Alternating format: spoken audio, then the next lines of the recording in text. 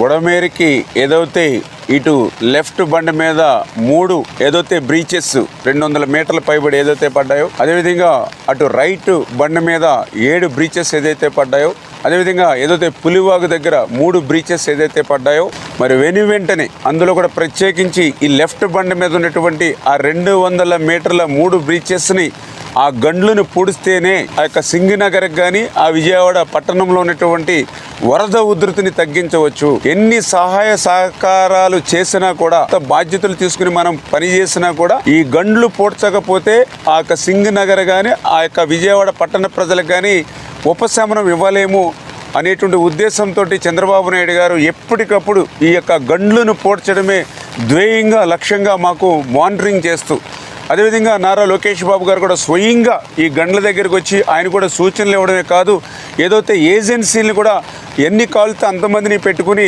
ఈ ఎంత ఎక్విప్మెంట్ కావాలంటే అంత ఎక్విప్మెంట్ కూడా ఆయన ఎప్పటికప్పుడు మాకు అందిస్తూ ప్రతి 1 అవర్ కూడా క్లోజ్ మానిటరింగ్ చేస్తూ ఉన్నారు. అందుకే ఈరోజు ఎంత వర్షం వచ్చినా గాలి వచ్చినా కూడా దాన్ని కూడా మేము తట్టుకుని ఎదుర్కొని ఏదైతే అధికారులు కానీ అదేవిధంగా ఏజెన్సీలు కూడా వాళ్ళ యొక్క సహకారంతో ఆ బుడమేరు గండ్లను యుద్ధ ప్రాతిక మీద పూర్తి చేస్తూ ఉన్నాం. ఆతలపైన ఎంత రోజున దాటిపోయినాక ఆతలపైన వాగు వచ్చింది. ఆడన్నా ఉండి గడి చూసినా వాగుతుంది. రావతి కాదు, అటు వాగు ఇటు వాగు. ఆడ ఉందాం అన్నాక ఊరు ముందర వచ్చారు, వచ్చి మా ఊరు వచ్చి చెప్తే రావతి కదలే మీరు ఆడన్నా అన్నారు. ఇక ఆడన్నాక ఇప్పుడు ఇది వచ్చిన కలెక్టర్ గారు వచ్చారంటే వాళ్ళు వచ్చి వచ్చింది. అట్లా అంతే. ఆ ఊరి దాంట్లో బాగా తూపిల్లి సొందన ఉన్నాం, 2 బాగా సొందన. ఎంతమంది ఉన్నారు? 4 7 అయితే లేడు పోయిండు, ఒక ఆయన పోయిండు. మరి తర్వాత 6 అయితే వచ్చినాయి. ఈరోజు కిన్నెరసాని మొర్రేడు పొంగటం వల్ల పొద్దున్నే దంతెలబోర గుళ్ళగూడానికి సంబంధించి 4 పశువుల కాపర్లు పశువుల మేత కోసం వాగుదాటి అవతలకు పోవడం జరిగింది. కిన్నెరసాని లాకులు ఇన్ఫర్మేషన్ ఇవ్వకుండా ఎత్తినందుకు అటు కిన్నెరసాని ఇటు మొర్రేడు ప్రవాహం వల్ల సాయంత్రం పూట 5 గంటలకు దాటే సందర్భంలో పుల్లుగా వాగరాటం వల్ల 7 మనుషులు, ఒక ఆయన జమాయిల తోటలో కాపలా ఉండటం కోసం తట్టుకోలే ఎర్రోడ్ అనే అతను, తర్వాత పంకు ఈశ్వరయ్య అనే అతను, మిగతా ఇంకా ఒక 5 మొత్తం 7 మనుషులు అవతల ఆగిపోవడం జరిగింది. దీనికి సంబంధించి ఇన్ఫర్మేషన్ అధికారులకి, కలెక్టర్ గారికి, ఎంఆర్ఓకి వీళ్ళందరికీ ఇన్ఫర్మేషన్ ఇవ్వగానే రెస్క్యూ టీంతో రావడం జరిగింది. ఈరోజు నైట్ 9 గంటలకల్లా వీళ్ళని 6 మనుషులను బయటకు తీసుకురావడం జరిగింది. కొద్దిగా వాటర్ తగ్గింది అనగానే గంగదేవప్పకి సంబంధించి 3 ఈత వచ్చనే ఉద్దేశంతోనే వాళ్ళు మొర్రేడు వాగులో దిగటం జరిగింది. మొర్రేడు వాగులో దిగటమే 2 ఈత కొట్టుకొని ఒడ్డుకి చేరుకున్నారు. ఒక అతను సాయి అనే అతను ఇంతవరకు ఇంకా దొరకలేదు. మరి గల్లంతైందనే ఆలోచనతోనే ఇంకా రెస్క్యూ టీంలు ఎదుగుతున్నాయి. ఏదేమైనా కానీ దురదృష్టకరం.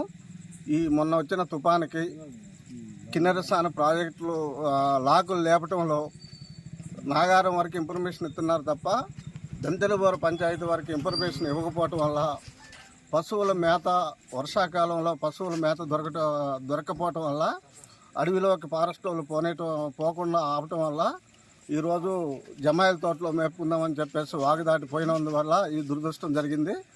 ఏదేమైనా కానీ దంతెలవారు పంచాయతీలో ఈ దురదృష్టకర విషయం. దీన్ని అధికారులందరూ గుర్తించి ఈ రెస్క్యూ టీం ఎదుగుతున్నా ఒకవేళ దురదృష్టశాతం ఒకవేళ వాగులో కొట్టకపోవడం జరిగితే వాళ్ళ కుటుంబానికి ఆర్థిక సాయం చేయాలనే ఉద్దేశంతోనే మేము సిపిఎం పార్టీగా మండల కమిటీ తరఫు నుంచి హెచ్చరిస్తున్నాం. Sir okay. ఈ 4 రోజుల నుంచి కురుస్తున్నటువంటి తీవ్రమైనటువంటి భారీ వర్షాలు వరద రూపం దాల్చి కొత్తగూడెం నియోజకవర్గంలోని కిన్నెరసాని ప్రాంతంలో ఇవాళ పెద్ద ప్రమాదం జరిగింది. కిన్నెరసాని నుంచి విడుదల చేసిన నీళ్లు ముర్రేడు దగ్గర, అంటే ముర్రేడు స్ట్రీము, కిన్నెరసాని స్ట్రీము 2 ఉపనదుల నీళ్లు నగరం దంతెలవారు దగ్గర నగరం అనే చోట కలుస్తాయి. అక్కడ ఒక ఐలాండ్ ఉంది. ఐలాండ్ అంటే నీళ్ళు చుట్టూ నీళ్లు ఉంటుంది, మధ్యలో ఒక దీవిలా గుట్టలాగా. అక్కడ 7 మంది చేరారు. మామూలుగా జీవాలు వాటిని మేపటం కోసం వెళ్ళటం జరిగింది. ఆ క్రమంలో ఇక్కడ నీళ్లు పొంగటంతో మన కలెక్టర్ గారు, ఎస్పీ గారు, ఇంకా ఇతర అధికారులు అలర్ట్ అయ్యి వాళ్ళకి కబురు చేయటం, తర్వాత సర్వీస్ బోట్లు కూడా తీసుకురావడం జరిగింది. సో ఏదన్నా 6 అయితే సేవ్ అయ్యారు. ఒక అబ్బాయి సాయి కృష్ణ అనే అబ్బాయి ఆయన స్లిప్ అయ్యాడు. ఆయన కోసం ఇప్పుడు బోట్స్, సర్వీస్ బోట్స్ అన్ని కూడా తిరుగుతున్నాయి, రెస్క్యూ బోట్స్. అదేవిధంగా రెస్క్యూ మెన్ కూడా భద్రాచలం నుంచి వచ్చారు. వాళ్ళు ఆయన సజీవంగా ఉండాలని కోరుకుందాం.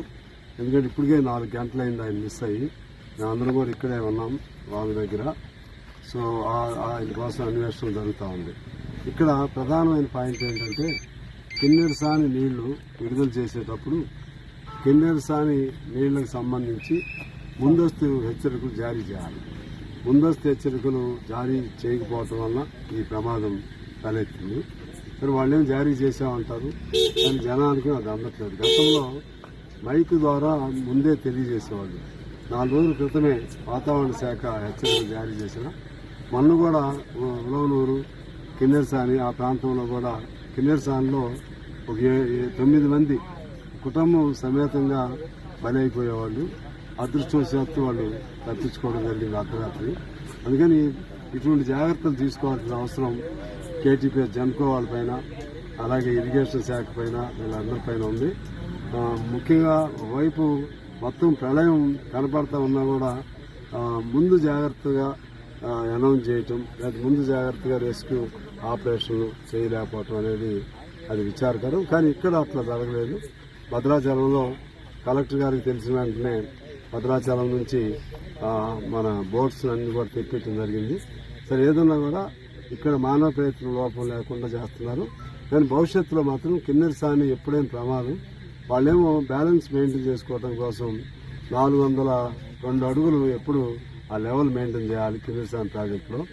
వాళ్ళు మళ్ళీ నీళ్లు ఉండవేమో 405 వరకు పెంచారు. దాని ఫుల్ ట్యాంక్ లెవెల్ 407. 407 అంటే ఇంకా ఏ నిమిషం ఇదైనా కూడా ఫుల్ ట్యాంక్ లెవెల్కి చేరే క్రమంలో జారకముందే మళ్ళీ నీళ్లు వదిలేయాలి. ఇటువంటి అందువల్ల ఎప్పుడైనా వర్షాకాలం 400 సరిపోతాయి. వర్షాకాలం తగ్గేట్లుగా ఉంటే ఇంకా మాన్సూన్ సీజన్ చాలా ఉంది. మరి ఇటువంటి ప్రమాదాలు జరగడానికి అవకాశం ఇవ్వకుండా వాళ్ళు కూడా కిన్నెరసాని వాళ్ళు, జన్కో వాళ్ళు కూడా జాగ్రత్తలు తీసుకోవాలని కోరుతూ ఇవాళ మిస్ అయినటువంటి సాయి కృష్ణ క్షేమంగా రావాలని కోరుకుందాం. మేమందరూ కూడా అన్ని గ్రామాలు ఇక్కడ దంతెలవారు, సంఘం, ఇంకా చుట్టుపక్కల పాల్వంచాలు, బండ్రగొండ, నాగారం, రంగాపురం అన్ని గ్రామాల ప్రజలు ఉన్నారు. అందరూ కూడా ప్రార్థిస్తున్నారు అతను వెనక్కి రావాలని. చూద్దాం, అంత మంచి జరుగుతుందని కోరుకుందాం.